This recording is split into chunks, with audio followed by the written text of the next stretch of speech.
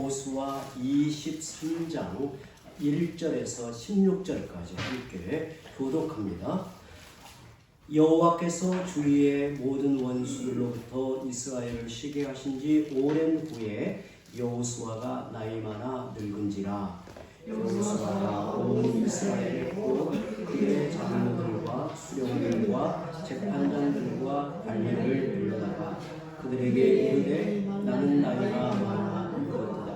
너희의 하나님 여호와께서 너희를 위하여 이 모든 나라에 행하신 일을 너희가 다 보았거니와 너희의 하나님 여호와 그는 너희를 위하여 싸우신 이시니라.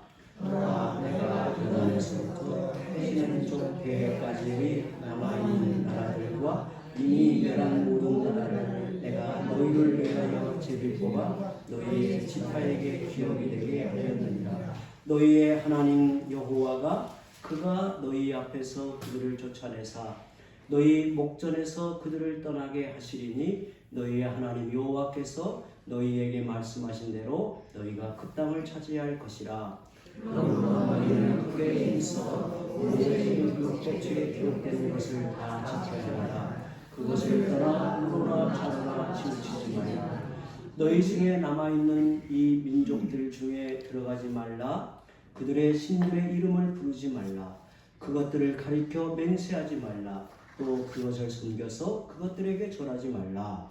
오직 너희의 하나님 여호와께 가까이 하기를 오늘까지 하는 것 같으시라. 이는 여호와께서 강대한 나라들을 너희의 앞에서 쫓아내셨으므로 오늘까지 너희에게 맞선 자가 하나도 없었느니라. 너희 중 한 사람이 천명을 지키니 이는 너희의 하나님 여호와 그가 너희에게 말씀하신 것 같이 너희를 위하여 싸우시니라. 그러므로 스스로 조심하여 너희의 하나님 여호와를 사랑하라. 너희가 만일 벗어서 너희 중에 남아있는 이 민족들을 가까이 하여 더불어 혼인하며 서로 왕래하며 확실히 알라. 너희의 하나님 여호와께서 이 민족들을 너희 목전에서 다시는 쫓아내지 아니하시리니 그들이 너희에게 올무가 되며 덫이 되며 너희의 옆구리에 채찍이 되며 너희의 눈에 가시가 되어서 너희가 마침내 너희의 하나님 여호와께서 너희에게 주신 이 아름다운 땅에서 멸하리라. 보라, 나는 오늘 온 세상이 있는 길로 들어오리라. 너희의 하나님 여호와께서 너희에게 대하여 말씀하신 모든 선한 말씀이 하나도 틀리지 아니하고 다 너희에게 응하여 그 중에 하나도 어김이 없음을 너희 모든 사람은 마음과 뜻으로 알아라. 너희의 하나님 여호와께서 너희에게 말씀하신 모든 선한 말씀이 너희에게 임한 것 같이 여호와께서 모든 불길한 말씀도 너희에게 임하게 하사 너희의 하나님 여호와께서 너희에게 주신 이 아름다운 땅에서 너희를 멸절하기까지 하실 것이라. 만일 너희가 너희의 하나님 여호와께서 너희에게 명하신 언약을 범하고 가서 다른 신들을 섬겨 그들에게 절하면 여호와의 진노가 너희에게 미치리니 너희에게 주신 아름다운 땅에서 너희가 속히 멸망하리라 하니라. 아멘. 사람들은 기본적으로 목표를 지향하는 삶을 삽니다. 눈에 보이는 목표가 분명하면 더 열심히 하지요. 알아서 하라고 내버려 두는 것보다 목표를 제시하면 훨씬 더 열심을 냅니다. 목표 지향적인 삶을 살 때 눈에 보이는 성과는 달라집니다. 그런데 문제는 목표를 이룬 후에 맞닥뜨리는 위기입니다. 대체로 두 가지 문제에 직면하죠. 첫째는 더 큰 목표를 세우지 않으면 자칫 삶의 의욕을 잃어버립니다. 둘째는 이룬 목표에 만족하여 더 이상의 도전을 하기 싫어합니다. 현실에 안주하는 것으로 굳어지는 겁니다. 이스라엘 백성은 가나안 정복이라는 큰 목표를 이루었습니다. 그 후의 모습이 이후의 모습이 1절에 나오지요. 1절 함께 읽습니다. 여호와께서 주위의 모든 원수들로부터 이스라엘을 쉬게 하신 지 오랜 후에 여호수아가 나이 많아 늙은지라. 이 말씀을 통해서 우리는 세 가지를 알 수 있죠. 첫째로 주의 모든 원수들로부터 그들을 쉬게 하셨다는 거예요. 주의 적들과 긴장하며 싸우지 않아도 편하게 살 수 있는 상태가 되었습니다. 둘째로 편안한 시간이 오래 지속되었습니다. 편안한 삶에 익숙해져 있다는 겁니다. 셋째로 여호수아는 나이가 많아 늙었습니다. 영적 지도자의 부재가 현실로 다가왔습니다. 이는 큰 영적 위기 앞에 서 있다는 것을 말하고 있습니다. 이스라엘 백성이 목표를 이루고 난 후에 문제가 있다는 것을 우리가 알지요. 오늘 말씀 4절과 5절 보면 보라 내가 요단에서부터 해지는 쪽 대해까지 남아있는 나라들과 이미 멸한 모든 나라를 내가 너희를 위하여 제비 뽑아 너희의 지파에게 기업이 되게 하였느니라. 너희의 하나님 여호와 그가 너희 앞에서 그들을 쫓아내사 너희 목전에서 그들을 떠나게 하시리니 너희의 하나님 여호와께서 너희에게 말씀하신 대로 너희가 그 땅을 차지할 것이라. 이 말씀을 가만히 보면 12지파에게 분배된 땅 안에는 아직도 점령하지 못한 적들이 남아 있었다는 겁니다. 지금 적들과 동거하는 상황에 놓여 있습니다. 언제든지 그들의 영향을 받을 수 있는, 그들이 섬기는 우상에 오염될 수 있는 어떤 처지에 놓여 있는 거예요. 그들은 각 지파들이 계속하여 싸워서 점령해야 할 적들입니다. 그런데 이스라엘 백성은 그 땅을 분배받은 지 꽤 시간이 지났지만 버티고 있는 적들과 싸울 생각을 잃어버린 거예요. 어느 순간에 하나님이 그들과 함께 하신다는 이 약속을 붙들고 끝까지 이제 기업으로 분배된 땅을 다 차지할 때까지 싸워야 되는데 어느 순간에 손을 놓고 그냥 편안하게 쉬고 있다는 거예요. 자기들이 이룬 목표에 만족하여 이 정도면 괜찮겠지라고 안주하고 있습니다. 더 이상 싸우는 것도, 어렵게 싸우는 것도 싫고 위험을 감수하면서 전쟁하는 것이 싫었습니다. 주변 이방 족속들과 적당히 경계선을 두고 편하게 살고 싶다는 마음이 이제 그들 마음에 간절했어요. 이스라엘 백성은 가나안을 차지하는 목표는 이루었지만 약속의 땅에서 살아가야 할 목적을 어느 순간에 둔감해지고 있습니다. 오늘 이 부분을 깊이 한번 살펴보려고 해요. 이스라엘 백성들은 가나안 땅에 하나님과 함께 들어가 치열하게 싸워서 가나안을 차지하는 목표는 이루었지만 약속의 땅에서 그들이 살아가야 할 목적이 둔감해져 있다는 거예요. 하나님이 그들에게 가나안을 주신 목적은 육적으로 풍요롭고 편안하게 살고 세상의 즐거운 것을 누리며 마음껏 그렇게 살아가라는 것이 아니었어요. 실제로 가나안은 그런 삶을 살기에는 어울리지 않는 곳입니다. 풍요롭고 세상을 즐기려 한다면 오히려 가나안보다 애굽 땅이 더 나은 곳이에요. 신명기 11장 10절 12절 함께 읽어보죠. 너가 들어가 차지하려 하는 땅은 너가 나온 애굽 땅과 같지 아니하니 거기에서는 너희가 파종한 후에 발로 물대기를 채소밭에 댐과 같이 하였거니와 너희가 건너와서 차지할 땅은 산과 골짜기가 있어서 하늘에서 내리는 비를 흡수하는 땅이요 내 하나님 여호와께서 돌보아 주시는 땅이라. 연초부터 연말까지 내 하나님 여호와의 눈이 항상 그 위에 있는 유명한 말씀이죠. 너희가 기업으로 받은 땅은 너희가 부름을 받은 그 자리 애굽 땅과는 같지 않다는 것입니다. 우리로 보자면 너희가 하나님의 부르심을 받아 은혜의 백성으로 의의 백성으로 살아가는 이 삶은 이전에 너희가 구원을 받기 전에 세상에 머물러 있던 거기와는 다르다는 거예요. 애굽은 모든 게 풍족한 땅입니다. 나일강이 범람하면 상류의 부식토가 유입되면 범람하여 상류의 부식토가 유입되면 농사 짓기에 최적인 옥토가 됩니다. 매년마다 나일강이 범람하여 상류의 그 부식토가 흘러내려와 그들이 농사를 짓는 땅을 새롭게 일궈주면 옥토가 돼요. 더구나 물이 풍족하여 수로만 있으면 어디에나 물을 댈 수 있습니다. 나일강 덕분으로 곡식과 과일 생산이 풍성했습니다. 강과 바다를 접하고 있어 각종 수자원이 풍성했습니다. 그런데 가나안 땅은 애굽의 환경과 전혀 다른 곳입니다. 비가 내리면 그 물을 저장해 두는 땅이 아니었어요. 땅이 흡수하여 다 스며들어 사라지고 말아요. 그래서 물이 부족한 땅입니다.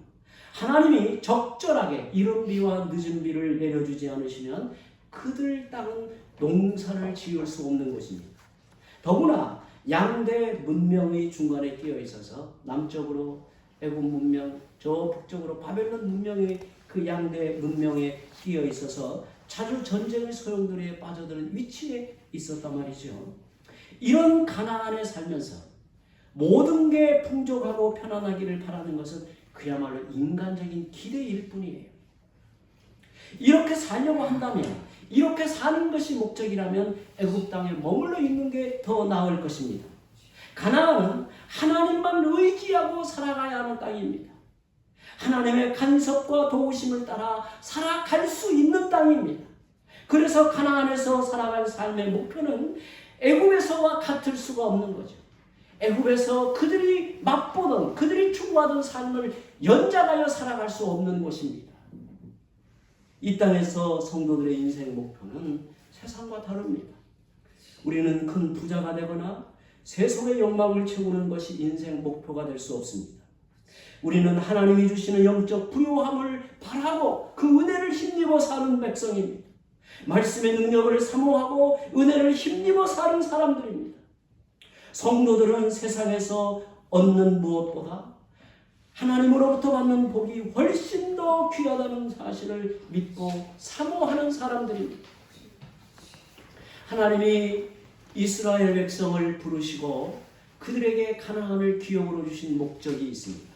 오늘 말씀에도 구절마다 말씀하고 있는데 좀 더 요약적으로 보아서 출애굽기 19장 5절 6절을 보겠습니다. 제가 읽습니다.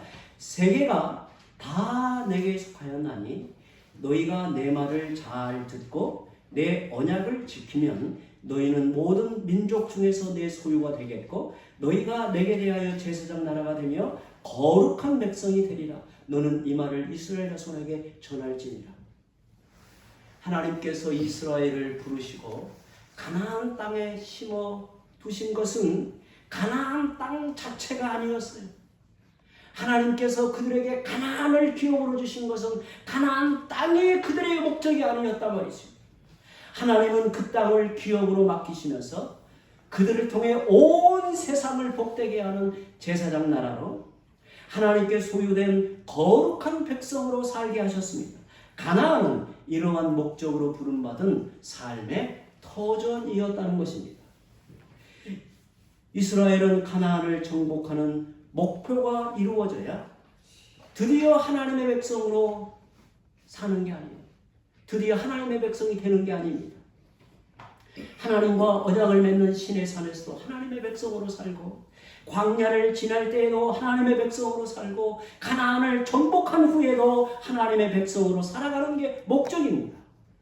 가나안을 정복하든 못하든 하나님의 백성으로 사는 게 그들을 부르심의 목적입니다.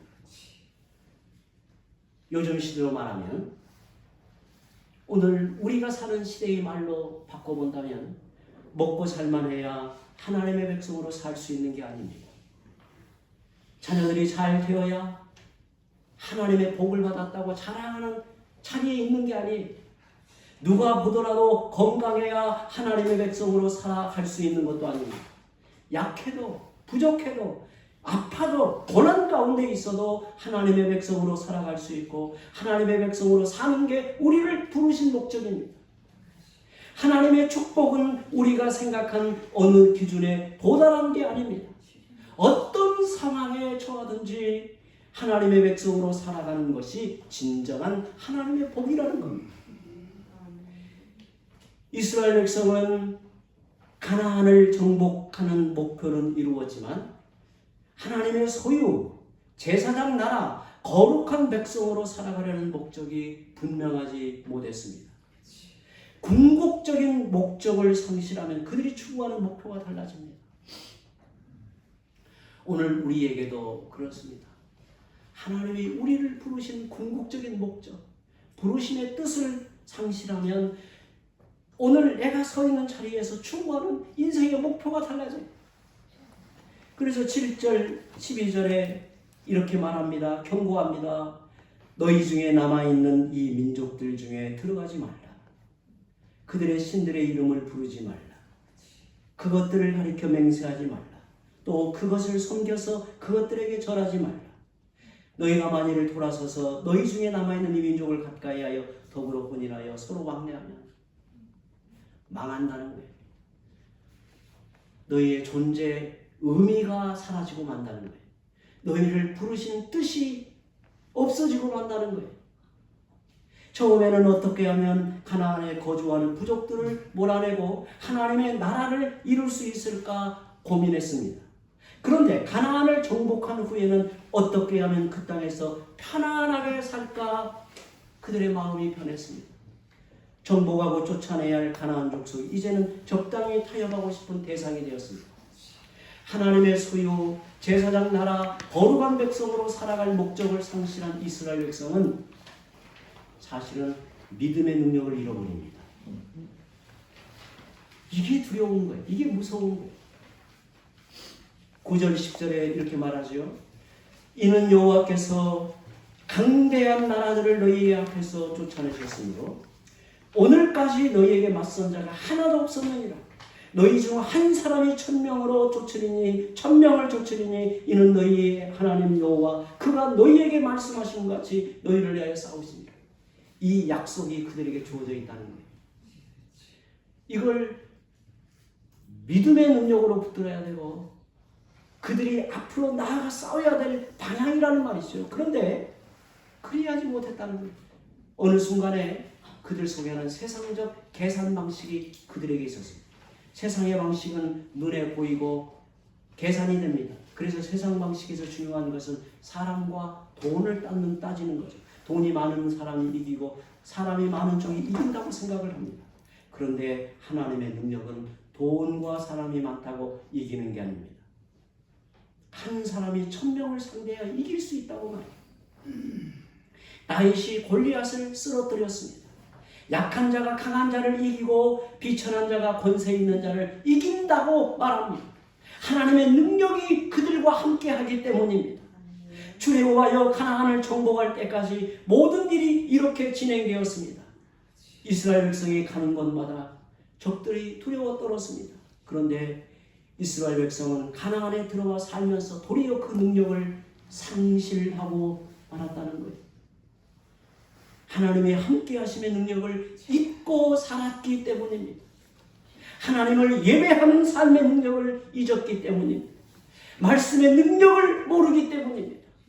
하나님의 소유, 제사장 나라, 거룩한 백성으로 살아가는 것이 얼마나 큰 복이요 영광인지를 모르고 애굽에서와 같이 그 땅에서도 부자가 되고 넓은 터를 차지하고 그리고 세상의 풍요로움을 누리기를 바라는 인생의 목적이 그들을 늘 지배하고 있었단 말이죠. 이때 그들이 그렇게 경고를 받는 가나안에 남은 버티고 있는 족속들의 우상의 영향을 받는 거예요. 인간의 탐욕을 그렇게 영향이 받아요. 기도의 특권을 모르는 사람에게 기도하라고 하면 못합니다. 복음의 능력을 잘 모르는 사람들에게 그 능력으로 살라고 해도 관심이 없습니다. 기도의 능력, 예배의 능력, 복음의 능력, 그리스도 이름의 능력을 알고 확신하면 세상에 안주하고 그 속에서 머뭇거리던 삶에서 벗어나게 됩니다. 이스라엘 백성은 가나안을 점령하여 가진 것이 많아지고 생활이 더 풍족해졌습니다. 그런데 하나님이 그들과 함께 하시는 능력을 드러내지 못했습니다. 더 이상 원수들이 그들을 두려워 떨지 않았습니다. 가나안을 정복할 때는 주변 나라들이 두려워 떨었지만 이제 이스라엘 백성을 조금도 두려워하지 않았습니다. 구원받은 성도는 세상의 목표를 위해 살아가는 사람들이 아닙니다. 하나님이 부르신 목적대로 사는 사람들입니다. 우리는 하나님의 자녀로 부름을 받았습니다. 영혼 구원을 위해 부름받았습니다. 예수님이 그리스도의 심을 선포하고 영적 싸움을 담대히 싸우는 군사로 부름을 받았습니다. 우리가 부름받은 목적을 지향하는 삶을 산다는 의미는 그 목적을 방해하는 요인들을 거절하며 사는 것입니다. 왜 가나안을 정복한 이스라엘 백성이 남은 적들까지 다 쳐내야 합니까? 더 넓은 땅을 차지하고 더 편하게 살기 위함이 아닙니다. 하나님 나라의 백성으로 살아가는 목적을 방해하는 것들이기 때문입니다. 왜 우리가 스스로 절제해야 될까요? 거룩한 백성으로 살아가는 것을 가로막기 때문입니다. 마지막으로 여호수아가 그들에게 전하는 말씀을 보십시오.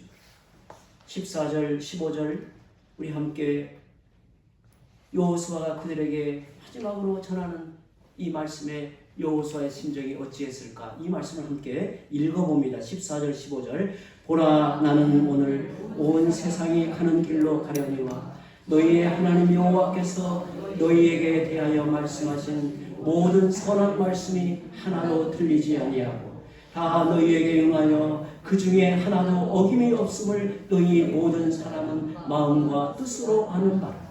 너희의 하나님 여호와께서 너희에게 말씀하신 모든 선한 말씀이 너희에게 임한 것 같이 여호와께서 모든 불길한 말씀도 너희에게 임하사 너희의 하나님 여호와께서 너희에게 주신 이 아름다운 땅에서 너희를 멸절하기까지 하실 것입니다. 성도들은 자기 생각대로 살아가면 결국에는 망하는 길로 나아갑니다. 자기 욕심에 이끌려 살면 믿음의 능력을 다 잃어버리고 맙니다. 가진 것은 좀 많아지고 누리고 사는 게 풍족할지라도 성도로 살아갈 능력을 다 잃어버리고 맙니다. 한 영혼을 구원하려는 마음까지도 다 잃어버립니다. 어느덧 세상과 다를 바 없는 인생이 되고 맙니다. 이는 마치 머리카락이 살린 삼손과 같은 모습이라 할 수 있습니다. 성도 여러분, 우리를 구원하신 목적을 언제나 잊지 마시기 바랍니다. 우리를 부르신 뜻을 따라 사시기 바랍니다. 나그네 세월을 살아가는 성도에게 이 땅의 삶의 목표라면 분명 어리석은 인생입니다. 영적인 능력은 육신의 편안함보다 불편함 속에서 나옵니다. 은혜를 사모하는 성도들에게 수요예배는 하나님의 은혜를 힘입는 징검다리와 같습니다. 더욱 예배에 집중하는 삶을 사시고 내 영혼이 기도의 온기를 유지하시기를 바랍니다. 예배의 복됨, 기도의 열망, 말씀의 능력을 꼭 회복하시기를 바랍니다. 한 사람이 1000명을 대적하여 맞서는 기도의 능력을 누리며 사시기를 바랍니다. 이제 함께